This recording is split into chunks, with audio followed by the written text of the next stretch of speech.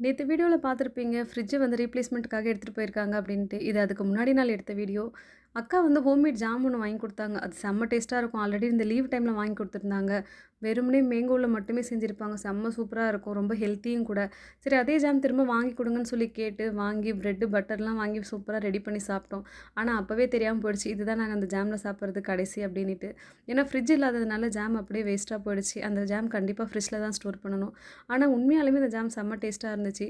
அவங்க தோட்டத்திலே இருக்கிற மாம்பழத்த வச்சு சூப்பரா ஜாம் ரெடி பண்ணியிருந்தாங்க. பசங்களுக்கும் இது ரொம்ப பிடிக்கும். ஃபர்ஸ்ட்டு எனக்கு ரொம்ப பிடிக்கும்.